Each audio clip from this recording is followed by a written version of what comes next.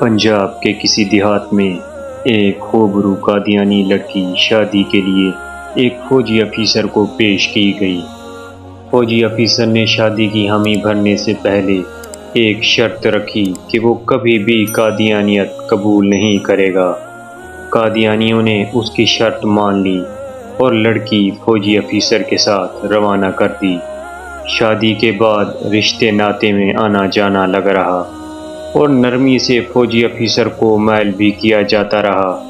ایک دن قادیانیوں کے مذہبی رہنما تشریف فرما تھے اور انہوں نے فوجی افیسر سے کہا کہ آپ مرزا غلام احمد قادیانی کو نبی نہیں مانتے نہ مانیں، لیکن ہماری ایک بات قبول کیجیے، آپ استخارہ کریں کہ آیا نبی اکرم صلی اللہ علیہ وآلہ وسلم کے بعد کوئی نبی ہے یا نہیں، مرزا غلام احمد قادیانی سچا نبی ہے یا نہیں۔ فوجی کو زہر پلایا جا رہا تھا مگر اسے پیتے ہوئے احساس تک نہیں ہوا کہ وہ زہر کا پیالہ چڑھا چکا ہے۔ اس نے استخارہ کرنے کی حامی بھر لی۔ رات کو استخارہ کیا تو خواب میں نظر آیا کہ مرزا غلام احمد قادیانی نبی بنا ہوا ہے اور اس کے آس پاس لوگ جمع ہیں۔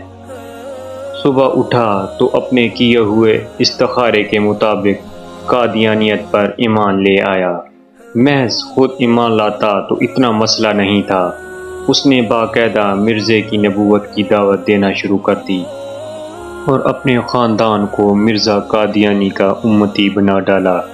سارے علماء بے بس تھے۔ جو عالم اسے دعوت دیتا تو وہ کہتا میں نے کسی قادیانی کی دعوت پہ مرزے کو نبی نہیں مانا، میں نے باقاعدہ استخارہ کیا ہے اور استخارے میں مجھے قادیانی بطور نبی دکھلایا گیا ہے۔ مجھے از خود خواب دیکھنے کا موقع ملا ہے۔ جب کوئی بھی عالم اسے دلیل سے مطمئن نہ کر سکا تو وہ تنگ آ کر علماء سے ملنا ہی چھوڑ گیا۔ بالآخر جناب نگر کے جلسے میں مولانا یوسف لدھیانوی شہید تشریف لائے۔ ان کا جلسہ تھا اور یہ فوجی افیسر اس عالم سے ملنے کو تیار ہو گیا کہ ان کے بڑے مولوی کو بھی دیکھ لیتے ہیں۔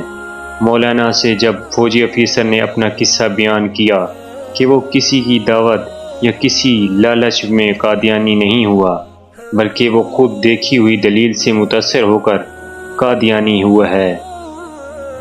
استخارہ اللہ سے مشورہ ہے، میں نے رب کے ساتھ مشورہ کیا جس کا حکم اسلام میں ہے، تو اللہ نے مجھے مرزا قادیانی کو نبی دکھلا دیا۔ اب میں اللہ کی مانوں یا مولویوں کی؟